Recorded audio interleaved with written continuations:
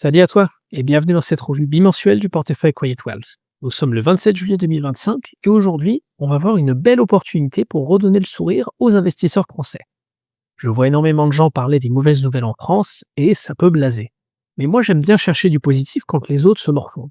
Et j'ai très envie de te partager mon travail de recherche sur une actualité financière que j'ai vu passer ces 2 dernières semaines. Mais avant de tout te révéler et de faire un point sur la situation du portefeuille, je t'incite à t'abonner, mettre un like et la cloche pour recevoir les prochaines vidéos. N'hésite pas à me laisser un message sur la vidéo ou à me contacter sur X à l'adresse @quietwealth si tu veux que je parle d'une actualité ou d'une action, ou juste si tu veux me partager ton avis. J'apprécierais beaucoup de savoir ce que tu penses. Mais passons à ce que j'ai découvert. C'est une belle surprise dans un pays qui est conspué actuellement, j'ai nommé l'Argentine. L'Argentine de Javier Milei. La bonne nouvelle, c'est que depuis ton canapé, tu peux profiter de la renaissance argentine en quelques clics. Je vais te montrer ça de ce pas.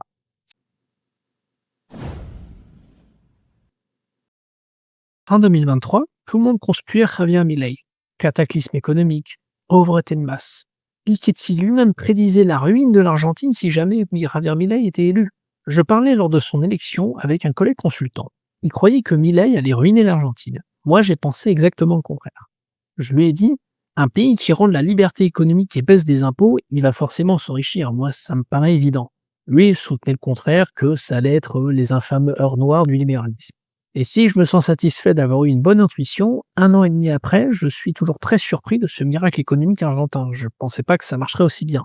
Plus 7,6% de croissance au deuxième trimestre 2025, record sur 20 ans, contre un pitoyable plus 0,1% en France. Le budget argentin repasse dans le vert en seulement 1 an, alors que la France creuse son déficit inlassablement depuis 1974.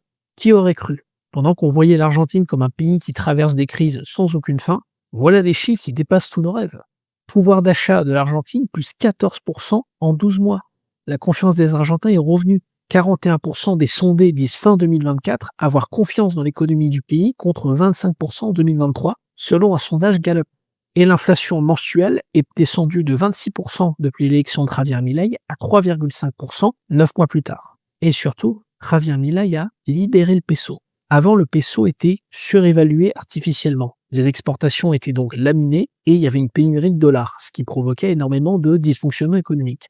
Et maintenant, grâce à la politique de taux libre de Javier Milei, la compétitivité des entreprises à l'export peut être restaurée. Donc pour l'instant, on est encore dans une phase un peu d'instabilité où le peso doit trouver sa vraie valeur encore, mais à terme, ça va doper les exportations et surtout, la politique de Milei va attirer énormément d'investissements étrangers. Pendant ce temps, en France, l'État brûle plus de 50% du PIB chaque année et s'enlise dans des déficits chroniques qu'on ne voit que dans des pays faillis du tiers-monde. Une telle réussite argentine et une telle arrogance française, où nos élites conspuent systématiquement ce pays, ça me fait beaucoup penser à la finale de la Coupe du Monde 2022. Les Français sont arrivés comme des petits coqs, fiers et arrogants de leur dernière victoire, et ils se sont fait complètement retourner par l'Argentine. Mais je suis pas là pour te faire déprimer, que ce soit dans l'actu financière ou en foot, donc reste jusqu'au bout parce que je vais te montrer comment mettre un peu de zeste d'Argentine dans ton portefeuille. Et je vais même te donner le nom d'une action argentine qui m'a beaucoup surpris. J'ai une bonne nouvelle, investir dans les entreprises argentines, c'est très facile. Même pas besoin d'accéder à la bourse de Buenos Aires. Tu peux acheter des actions argentines sur des courtiers en quelques clics via les États-Unis grâce à un système qui s'appelle l'ADR. Qu'est-ce que c'est qu'un ADR? C'est un American Depository Receipt. Donc, c'est un certificat délivré par une banque américaine qui te permet de faire coter aux États-Unis des titres d'origine étrangère. Je tiens à te préciser que quand tu achètes des entreprises argentines cotées aux États-Unis, tu possèdes bien les actions. L'ADR est un véhicule financier pour permettre de coter les actions aux États-Unis.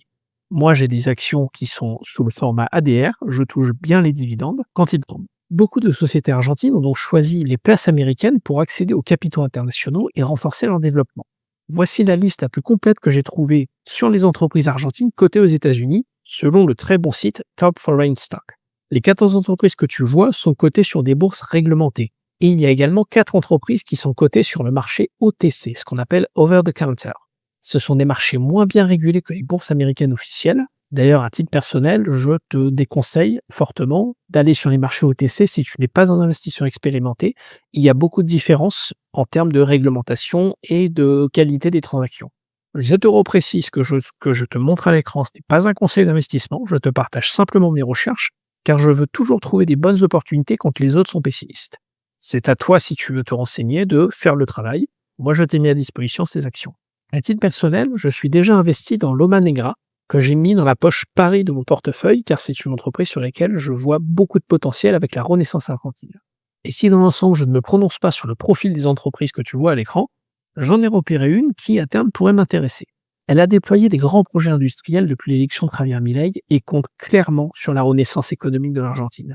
Cette entreprise a placé l'Argentine au cœur de sa stratégie. Avec plus de 7 usines de production, il n'y a que les États-Unis qui ont plus de centres de production qu'eux.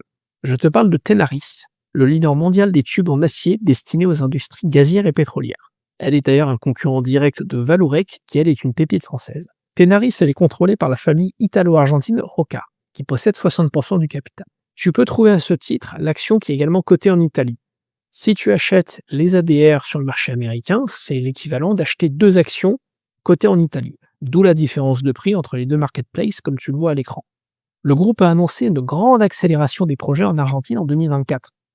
Ouverture d'un 3e site de forage et de production de pétrole et de gaz de schiste à Vaca Muerta, qui est déjà l'une des plus grandes réserves de gaz de schiste au monde. Deuxièmement, l'injection de gaz et de pétrole dans le pipeline entre Vaca Muerta et le port en eau profonde de Puerto Rosales courant 2025. Troisièmement, la construction d'un nouveau four à arc électrique Consteel pour préparer de l'aluminium, qui sera lui pleinement opérationnel en 2025. Et enfin, last but not least, l'annonce en juin 2025 de la construction d'un 2e parc éolien, la Rinconada, situé dans l'Olavaria, qui a une capacité de 94,5 MW attendue en service d'ici la fin 2025. Ces projets-là, ils sont très prometteurs, et je pense que si Milei continue ses réformes de simplification et d'attractivité, alors les projets à haut potentiel vont se multiplier. Cette entreprise, elle a un triple avantage si tu veux bénéficier de la relance argentine. Premièrement, elle vend des tubes de haute complexité technologique et peut faire plus facilement passer des hausses de prix aux clients. Deuxièmement, elle investit dans l'énergie fossile et électrique en Argentine pour être un acteur de premier plan de la relance économique, car toute relance économique s'accompagne forcément d'une hausse de la consommation énergétique.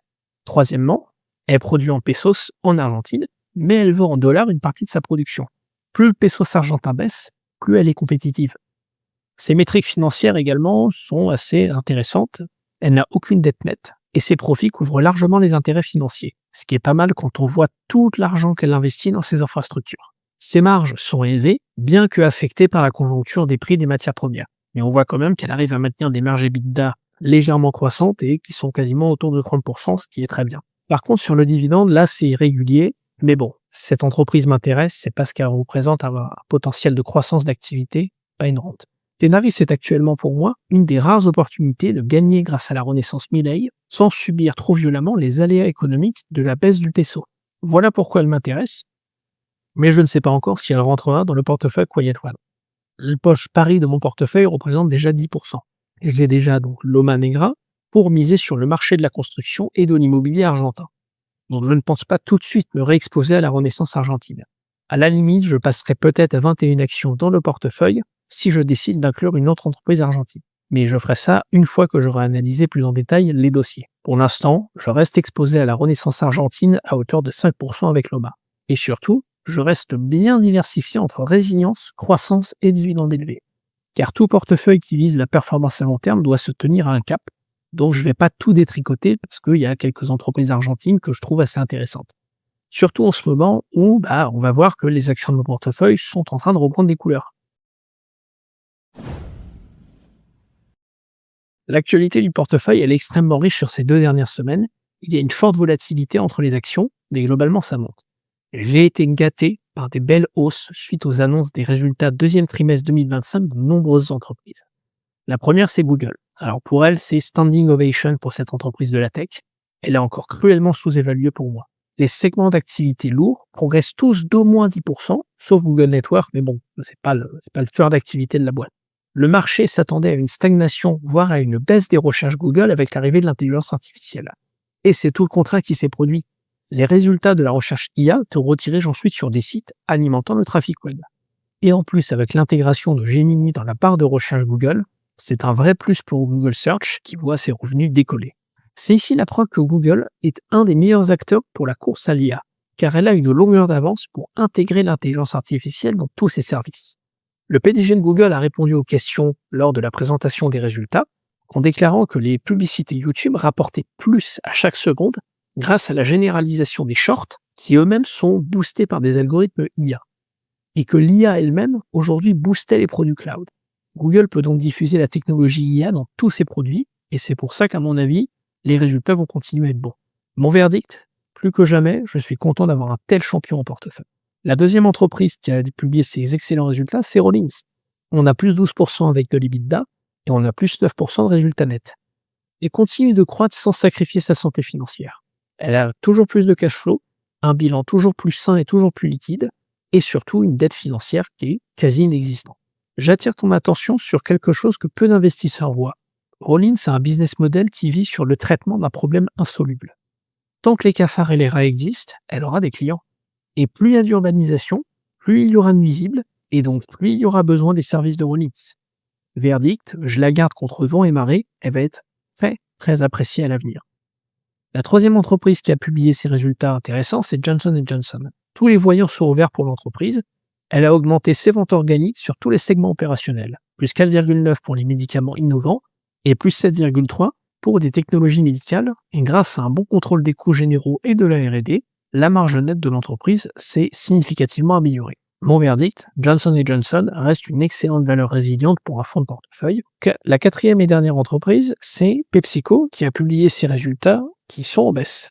On a un résultat par action qui est divisé par 2,3. Je ne vais pas trop épiloguer sur PepsiCo, j'ai pas eu plus d'informations intéressantes à traiter. Le verdict pour moi, c'est que le potentiel de l'action est moins prometteur que les autres entreprises, mais elle a encore un fort pouvoir de marque. Avec un tel déluge de bonnes nouvelles, je dois néanmoins te dire aussi qu'il y a eu quelques mauvais résultats. Les valeurs énergétiques du portefeuille ont clairement dévissé. GTT n'a pas annoncé de mauvaises nouvelles, mais les investisseurs semblent vouloir prendre leurs gains avant la publication des résultats du deuxième trimestre ce 29 juillet. C'est une publication d'ailleurs dont j'attends beaucoup, surtout pour l'indicateur capital du carnet de commandes. Plus GTT enregistre des commandes, plus ses profits futurs sont garantis. Total, elle, de son côté, a annoncé des résultats trimestriels en forte baisse, ce qui était attendu par rapport au contexte international, donc on est à nouveau sous le soleil. Et pour Pazen System, je n'ai pas trouvé d'information qui explique une baisse de presque 10% en 2 semaines. Au global, le portefeuille remplit plutôt bien son rôle, il a repris les couleurs, il est seulement à moins 2,1 à date. Les 8 entreprises de croissance jouent parfaitement leur rôle pour tirer la performance du portefeuille, elles sont toutes dans le vert, sauf Waste Management qui est à moins 2%. Le pilier résilience de mon portefeuille, lui, ne brille pas en termes de performance, mais à court terme, ce n'est pas son rôle. La performance de la résilience se construit dans un horizon beaucoup plus long terme que les entreprises de croissance. Et troisièmement, le pilier dividende de mon portefeuille, lui, il est toujours à faible cost. Ce sont clairement les entreprises de rendement et de résilience qui me régalent le plus. GTT, Total Energy, Altria, des entreprises, des secteurs qui donnent traditionnellement des dividendes élevés. Le portefeuille a totalisé 199 € de dividendes, soit 2,2% de rendement à périmètre constant. Comme tu peux voir, il n'y a pas eu énormément de dividendes qui ont été perçus en 2 semaines, c'est normal. Comme annoncé dans la précédente revue, je n'ai plus de gros dividendes en attente. La saison des dividendes juteux reviendra en septembre-octobre. Voilà, c'est la fin de cette vidéo et je te propose de retenir 2 points clés. Premier point, la bourse argentine est accessible facilement via les États-Unis, ce qui pour moi est une grande opportunité, à condition de bien étudier les dossiers avant d'investir. Ce sont des dossiers qui peuvent quand même comporter des risques beaucoup plus gros que les entreprises résilientes. Et le deuxième point, c'est qu'en période d'annonce des résultats trimestriels, ton portefeuille va beaucoup bouger. Il peut tanguer à la baisse ou il peut décoller. Il faut juste, dans ce cas-là, tenir sa ligne, tenir sa stratégie et on passe très bien l'épreuve. Voilà, c'était tout pour cette revue du portefeuille. On se retrouve dans 2 semaines pour la prochaine revue et on se retrouve dans quelques jours pour la 5e vidéo de la série Quality Business où je vais te présenter 6 ratios financiers que je regarde tout le temps avant d'investir. Si la vidéo t'a plu, aime-la, abonne-toi et mets la cloche pour recevoir la prochaine vidéo. Tu peux aussi suivre la composition de mon portefeuille sur le lien Trading 212 que tu peux retrouver dans la description.